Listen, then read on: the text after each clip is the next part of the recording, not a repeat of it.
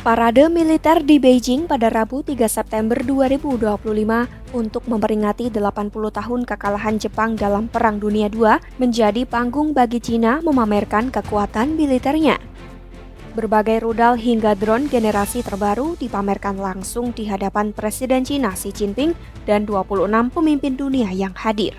Bagi pengamat, unjuk kekuatan ini bukan hanya simbol politik, tapi juga sinyal ambisi Cina untuk menantang dominasi Amerika Serikat dalam pasar senjata di dunia.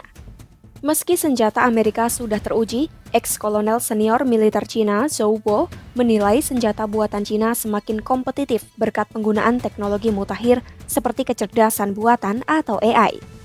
Menurut laporan Stockholm International Peace Research Institute (SIPRI), saat ini Cina berada di peringkat keempat eksportir senjata global dengan pangsa 5,9% pada periode 2020 hingga 2024. AS masih jauh di posisi puncak dengan 43%, disusul Prancis 9,6% dan Rusia 7,8% yang anjlok akibat sanksi perang Ukraina. Namun, sejumlah pakar menilai jalan Cina masih panjang. Pakar pertahanan dari King's College London Ben Nemet menilai sistem persenjataan memang semakin mendekati platform AS, tetapi Amerika masih unggul dalam pengalaman tempur dan kinerja yang sudah terbukti. Selain itu, faktor geopolitik juga menjadi penghalang. Negara-negara sekutu Washington di Eropa maupun Asia Pasifik diperkirakan enggan memakai senjata buatan Cina. Meski begitu, analis lain menilai ada celah besar yang bisa dimanfaatkan Beijing. Brian Hart dari Center for Strategic and International Studies (CSIS) menilai pertumbuhan industri pertahanan Cina berpotensi menggeser Rusia. Leslot Outgard dari Hudson Institute menambahkan, kemajuan rudal hipersonik Cina juga bisa menarik minat pasar meski ia ragu Beijing siap membagikan teknologi setinggi itu.